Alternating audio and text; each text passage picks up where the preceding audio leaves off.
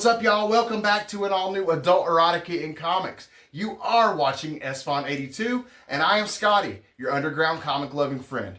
This week's video is about a British artist, writer, creator who created a character by the name of Jane during World War II to up the morale of British soldiers.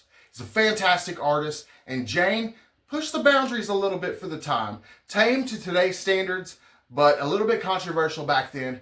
I'm talking about Norman Pett. I hope you guys will stick around. Norman Pett was an English artist and creator who was born on April 12th of 1891 in Kings Norton, Worcestershire. After being removed from active duty in the First World War, Norman would study art at the Press Art School. In 1932, he set out to create a comic strip that would be as popular to adults as the famous comic strips Pip and Squeak and Alfred were for children at the time. And so Jane was created. For the first few years, his wife Mary modeled for him, but eventually he started to use professional models instead. The most famous of which was Christabel Leighton Porter, who modeled for him during World War II. He met her while she was modeling for a class in Birmingham in 1939. The strip became very popular during World War II and was considered morale boosting to the British soldiers. Originally titled Jane's Journal, The Diary of a Bright Young Thing, the strip featured the many misadventures of the title character.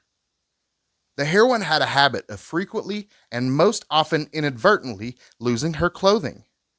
Her intimate confidant was a pet dog named Fritz. Her full name was Jane Gay, which was a play on the name Lady Jane Grey, who was proclaimed Queen of England and Scotland in the mid-1500s. Jane even inspired a similar American version, Milton Caniff's comic strip titled Mail Call.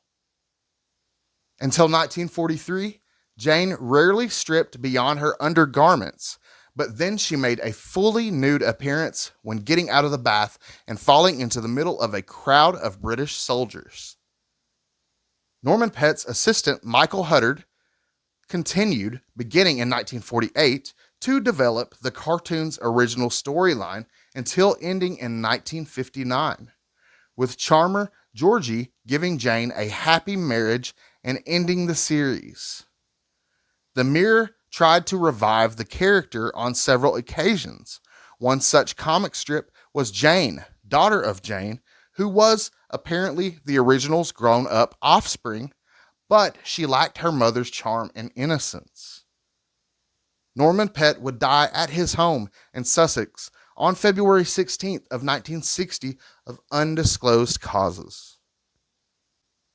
Had you heard of this character, Jane, and her many misadventures prior to this video?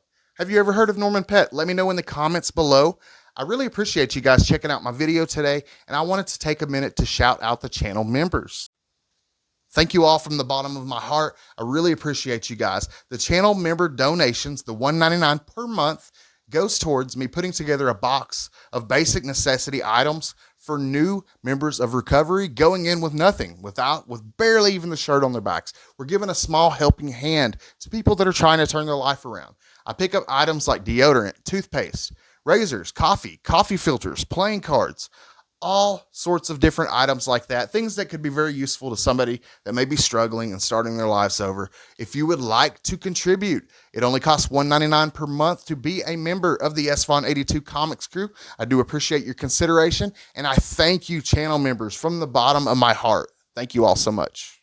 And I definitely want to thank you guys, the viewers. Thank you so much for coming back to check out my video again this week. I drop videos every Wednesday, 11 a.m. Eastern Time. So if you want to talk about or hear about some more adult erotica in comics, tune in every Wednesday. I'll always be here for you guys. And in the meantime, I hope you all have a fantastic week. I'll see you next time. Peace.